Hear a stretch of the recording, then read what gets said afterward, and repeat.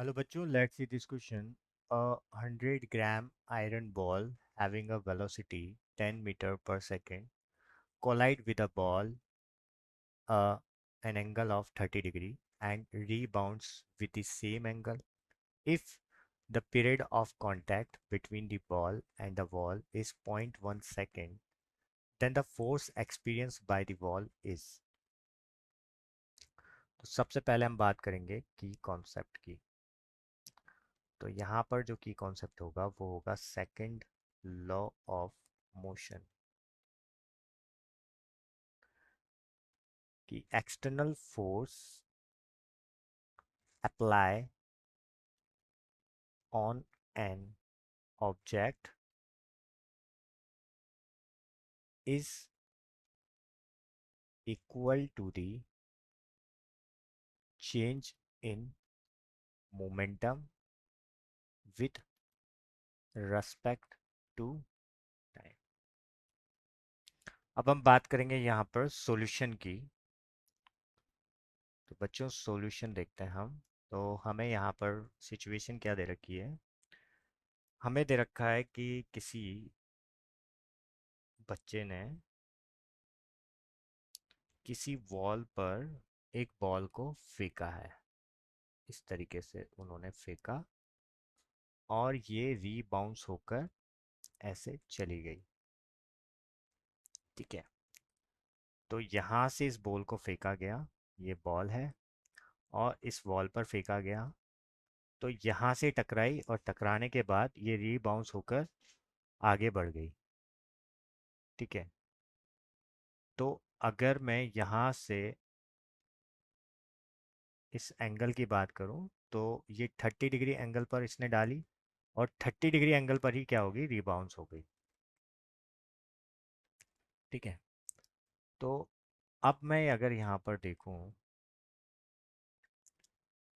तो मेरे को यहाँ पर अगर वेलोसिटी की बात हो रही है तो मैं इस वेलोसिटी के अगर मैं कंपोनेंट करता हूँ यहाँ पर, तो मैं अगर यहाँ पर कंपोनेंट करूँ तो ये हॉरिजॉन्टल कंपोनेंट और ये हो गया वर्टिकल कंपोनेंट।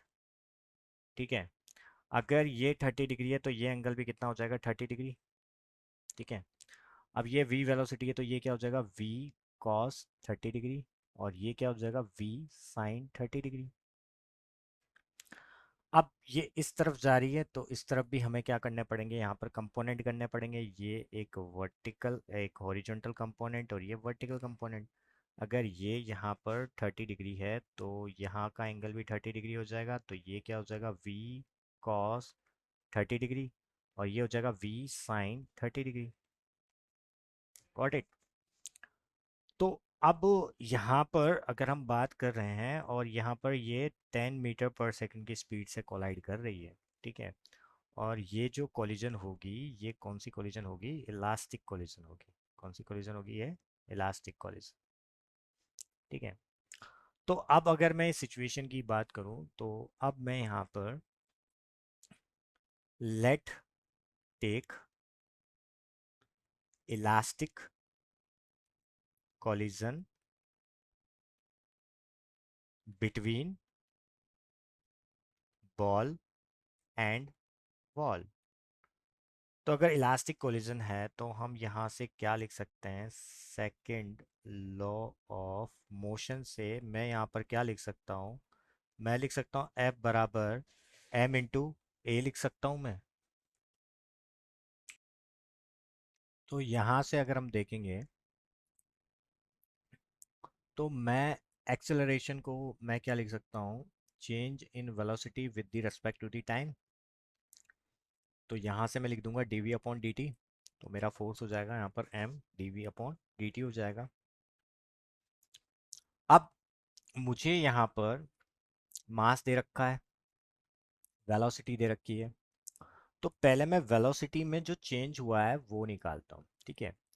तो ऑब्जेक्ट अगर हम देखेंगे यहाँ पर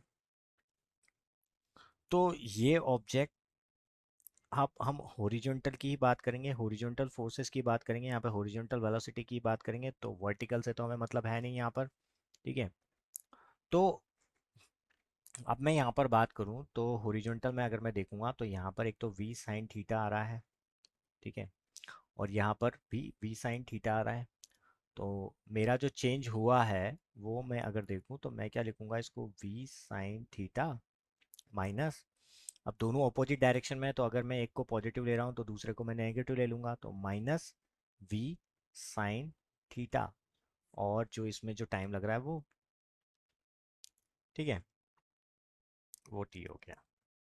ठीक है। अब मैं सबकी वैल्यूज़ को पुट कर दूंगा। जैसे इन्होंने मास जो दे रखा है वो दे रखा है 100 ग्राम, तो 1000 से डिवाइड करके, ठीक है।